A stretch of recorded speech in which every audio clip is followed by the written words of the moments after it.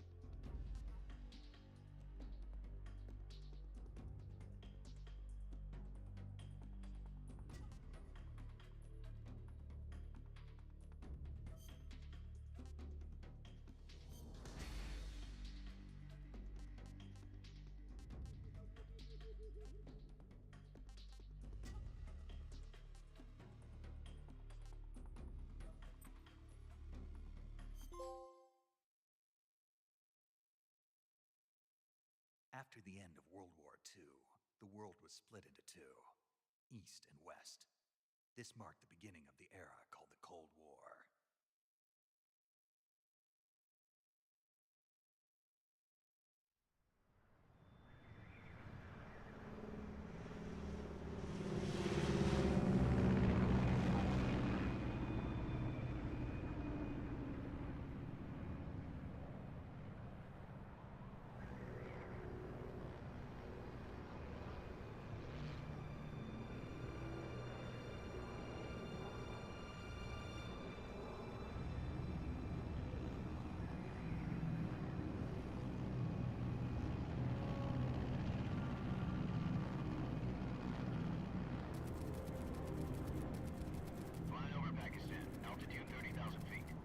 Approaching Soviet airspace.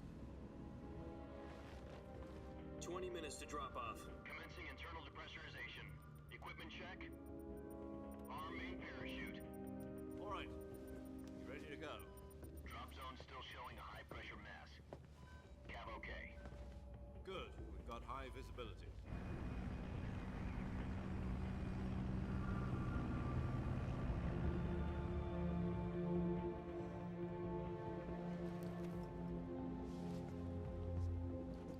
Put out that cigar. Connecting oxygen hose to interior connector. Put on your mask.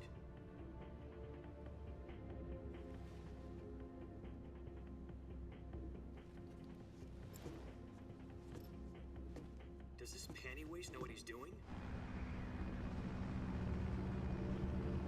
Approaching release point.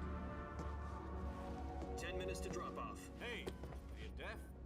He said put out the cigar and put on your mask.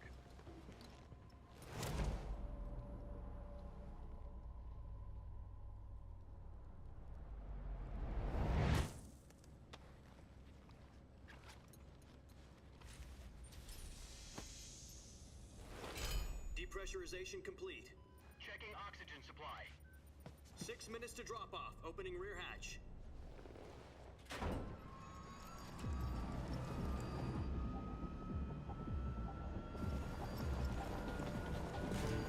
Sunrise.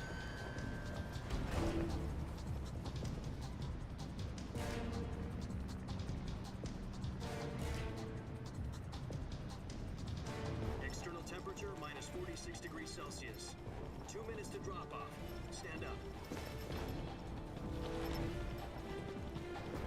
You'll be falling at 130 miles per hour. Try not to get frostbite from the wind chill. 1 minute to drop off. Move to the rear. Activate the ammo bottle. This is one for the history books. The world's first halo jump. 10 seconds to drop off. Stand by. Status okay. All green. Prepare for drop-off. Countdown. 5, 4, 3, 2, 1. Spread your wings And fly. God be with you.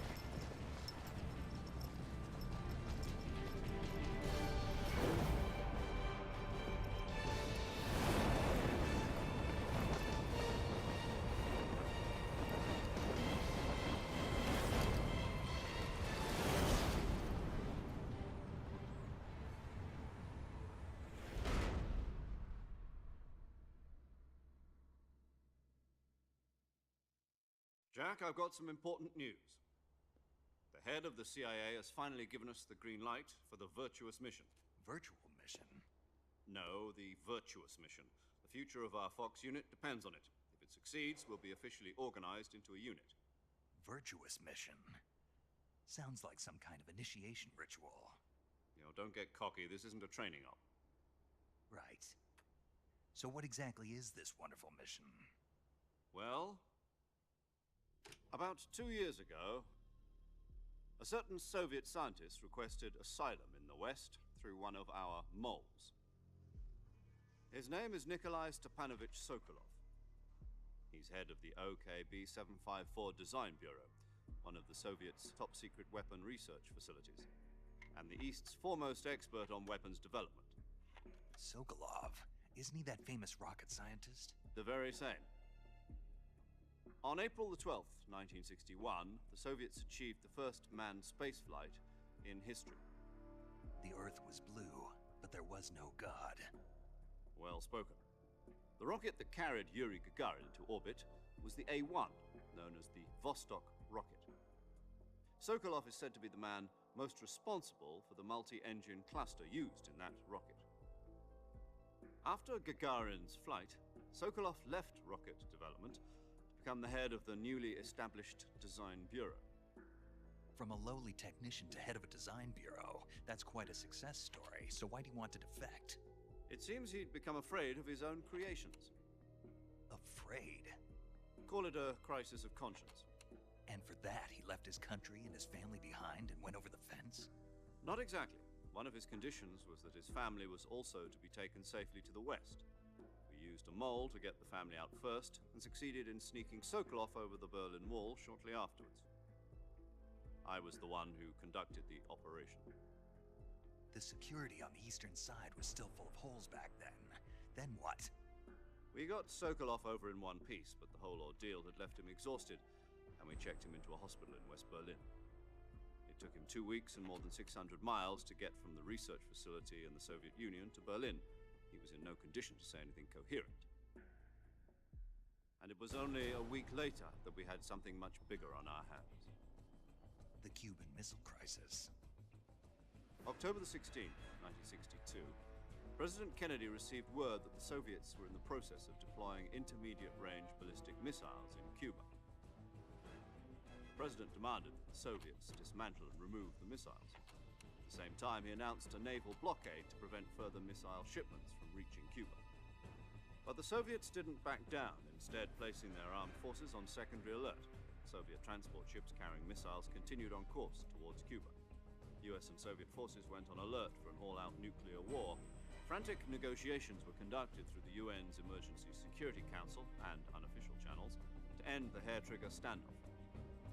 Finally, on October the 28th, the Soviet Union agreed to remove its missiles from Cuba, and so the world avoided a nuclear holocaust. But in order to get the Soviets to pull their missiles out, we had to make a deal. You mean the one where the US agreed to remove its IRBMs from Turkey? No. The Jupiter IRBMs deployed in Turkey were obsolete, and we were going to get rid of them anyway. They had no strategic value whatsoever to either the US or the Russians. The Turkey deal was a ruse, a a cover story that was fed to the other intelligence agencies around the world. So what did the Russians really want? Sokolov. They wanted us to return Sokolov. You mean the Soviets pulled out of Cuba just to get their hands on Sokolov? That's right. What the hell was he working on? At the time, we had no idea. We were running out of time. It was either give up Sokolov or risk full-scale nuclear war. In the end, we had no choice. President Kennedy gave in to Khrushchev's demand. The next day, I got Sokolov out of the hospital, handing him over to agents on the eastern side. Sokolov kept on screaming, "Save me," until he disappeared from my sight. Then, a month ago, we received some new information from one of our moles. About Sokolov? Yes. He was taken back to the research facility and forced to continue working on the weapon in question under KGB supervision. What's more, it's on the verge of completion. So what kind of weapon is it? Something to do with space rockets? No, missiles. Same technology. I guess you're right. We don't know the details, but it appears to be a new kind of nuclear device. For half a year now, the Soviets have been conducting frequent nuclear tests at Semipalatinsk. Something to do with the weapon, I assume. We're talking about a secret weapon so big that Khrushchev was ready to pull out of Cuba to get it back. Is Sokolov still in the facility? No. According to our intelligence, he's in Selino-Yarsk, a place in the mountains about 3 miles to the west that's known as the Virgin Cliffs. The Virgin Cliffs. Nice name for a virtuous mission. They moved him there just recently. Why? Apparently, they're conducting a field test of the weapon, but it's our best chance to get him back. This mission would never have been possible if he was still in the research facility.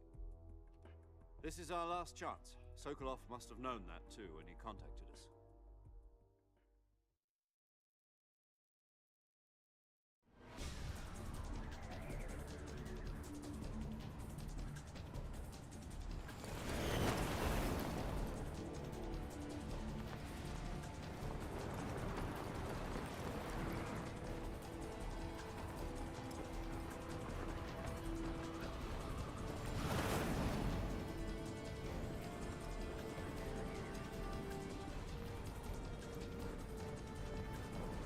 Listen up, Jack. Your mission is to infiltrate Selino-Yarsk in the Soviet mountains, ensure the safety of Sokolov, and bring him back to the west.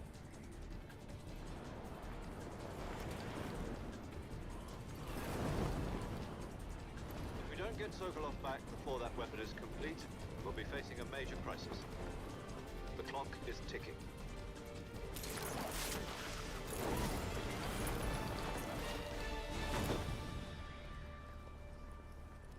Once we've confirmed the rescue of Sokolov, stand by at the recovery point. A recovery balloon will be dropped at that point. Helium will be pumped into the balloon to inflate it. The process takes about 20 minutes. Once it's complete, the gunship's arm will latch onto the balloon and pull it up. The Fulton surface-to-air recovery system. I'm familiar with the theory. Take it easy. It's been combat proven. Do you think Sokolov is up to it? The shock will be less than during a parachute jump, and the arm can handle up to 500 pounds. So you're planning on going over the border in a single combat Talon? She's equipped with 2 6-barrel 20mm Vulcan cannons, as well as 2 40mm machine guns. Sounds like she could hold her own against a battalion of tanks. Even with the fuel in the reserve tank, we're facing a 4-hour time limit. If all goes well, it shouldn't take more than a few hours. Home in time for dinner. But if anything goes wrong, you'll be eating dinner, breakfast, and all the rest of your meals in the jungle.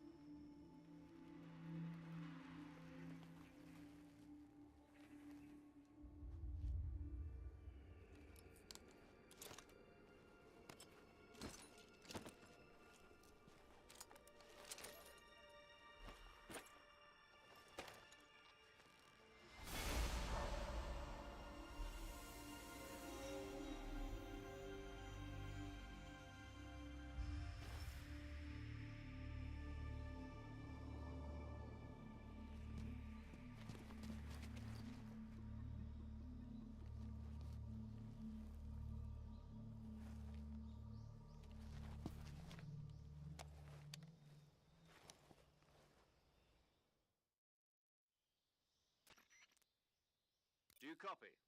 You're already in enemy territory, and somebody might be listening in. From here on out, we'll be using code names to refer to each other. Your code name for this mission will be Naked Snake. I'll be referring to you as Snake from now on. You're not to mention your real name. Snake?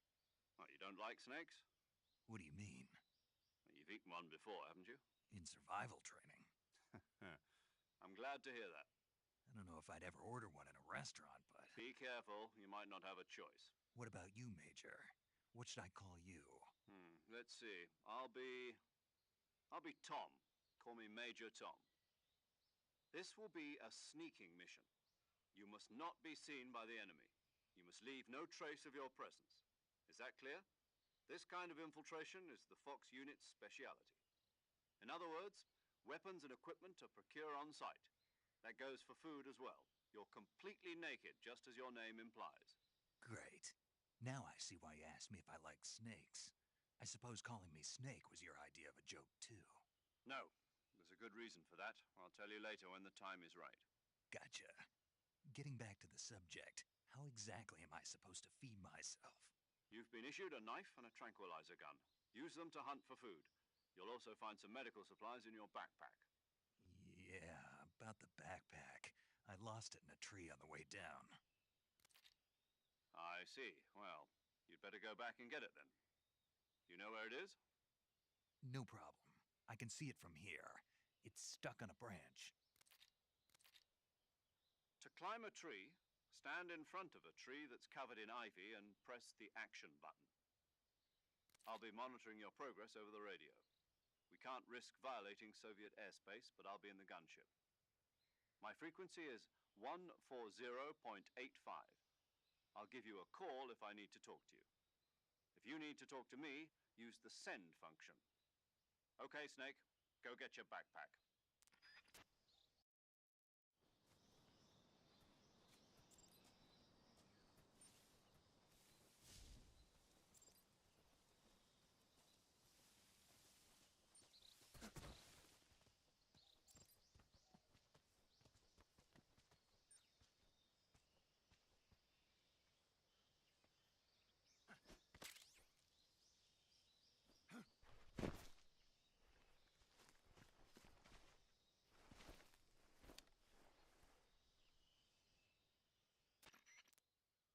I see you've retrieved your backpack, Snake.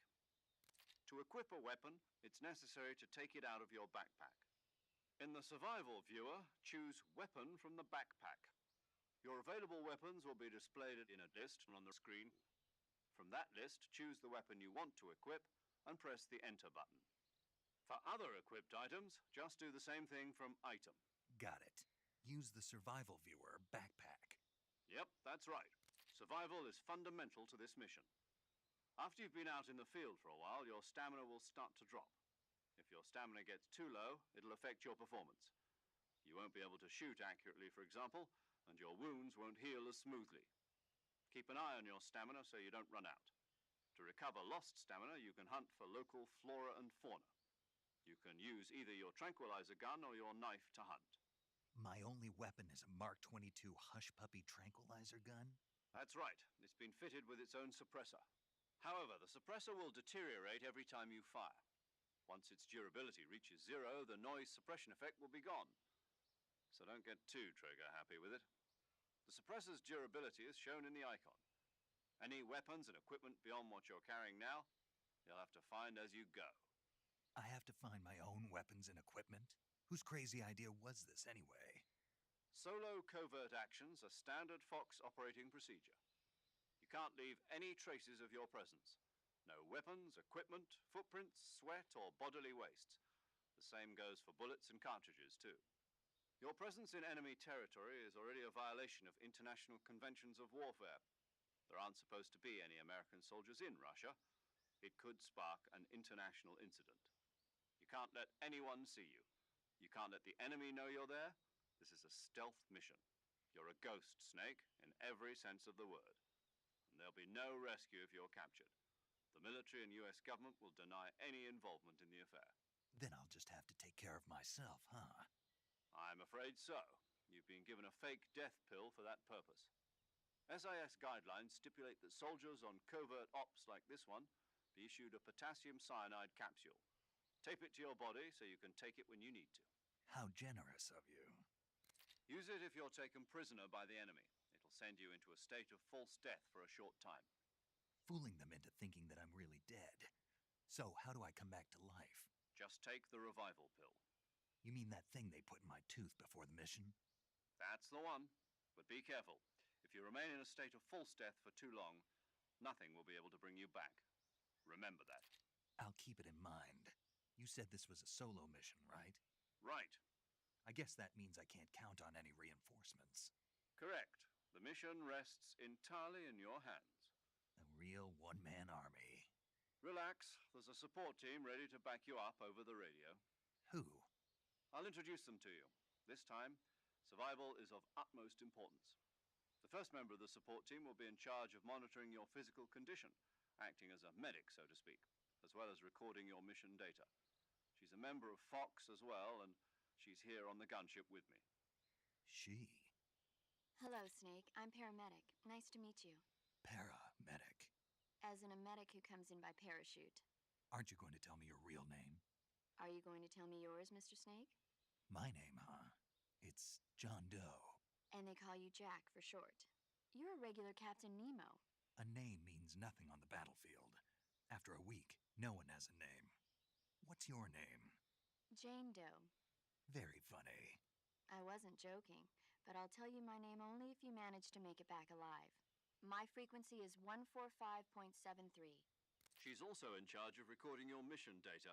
Whenever you want to save, send a message over the reserved save frequency, 140.96. So saving lets me record my mission data. That's right. It also records the state of your health. Good to know. There's one more person I want to introduce you to, Snake. Huh? Speaking of snakes, you remember the boss, don't you? A legendary soldier and your mentor. Actually, it was the boss that got the DCI's authorization in the first place. She's going to be serving as Fox's mission advisor. The boss is? She also helped me plan this mission. She and I were at SAS together. Jack, is that you? How many years has it been? Boss? That's right. It's me. Oh. Talk to me. Let me hear your voice. It's been 5 years, 72 days, and 18 hours. You've lost weight. You can tell just by the sound of my voice. Of course I can. I know all about you. Really? Well, I don't know anything about you. What's that supposed to mean? Why'd you disappear on me all of a sudden? I was on a top secret mission. You didn't need me anymore. But there were still so many things I wanted you to teach me. No, I taught you everything you needed to know about fighting techniques. I taught you all I could. The rest you needed to learn on your own. Techniques, sure. But what about how to think like a soldier? How to think like a soldier? I can't teach you that. A soldier needs to be strong in spirit, body, and technique. And the only thing you can learn from someone else is technique. In fact, technique doesn't even matter. What's most important is spirit. Spirit and body are like two sides of a single coin. They're the same thing. I can't teach you how to think. You'll just have to figure it out for yourself. Listen to me, Jack. Just because soldiers are on the same side right now doesn't mean they always will be. Having personal feelings about your comrades is one of the worst sins you can commit. Politics determine who you face on the battlefield. And politics are a living thing. They change along with the times. Yesterday's good might be tomorrow's evil. Is that why you abandoned me? No, it had nothing to do with you. I already told you, Jack. I was on a top secret mission. A soldier has to follow whatever orders he's given. It's not his place to question why. But you're looking for a reason to fight. You're a natural-born fighter, but you're not quite a soldier. A soldier is a political tool, nothing more. That's doubly true if he's a career soldier. Right and wrong have no place in his mission. He has no enemies and no friends. Only the mission. You follow the orders you're given. That's what being a soldier is. I do whatever I have to get the job done. I don't think about politics. That's not the same thing. Sooner or later, your conscience is going to bother you. In the end, you have to choose whether you're going to live as a soldier or just another man with a gun. There's a saying in the Orient, loyalty to the end. Do you know what it means? Being patriotic.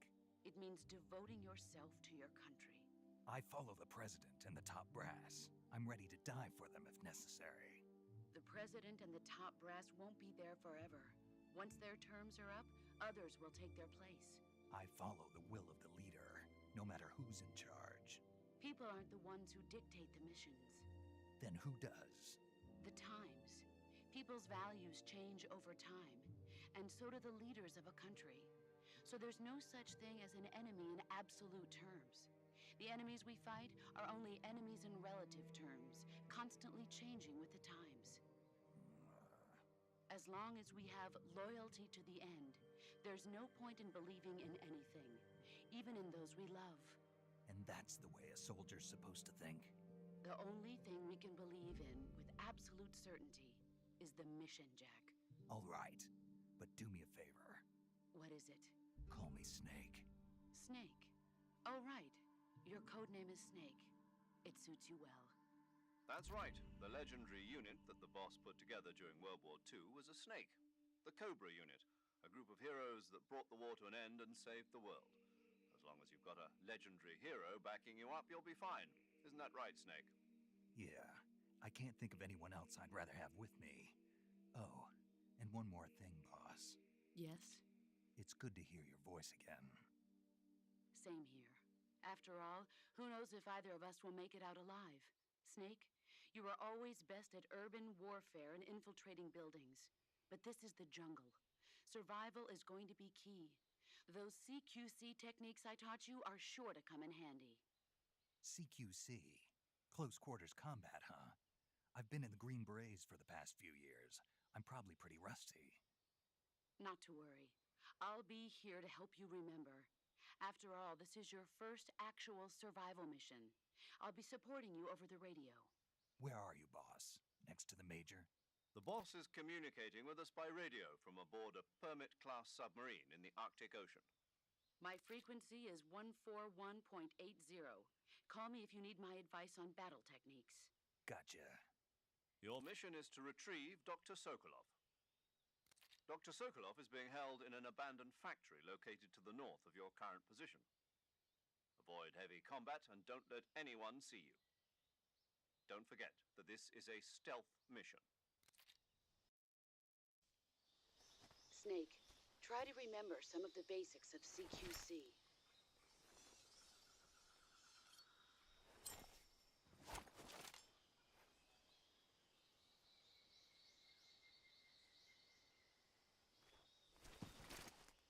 Commencing virtuous mission. Now,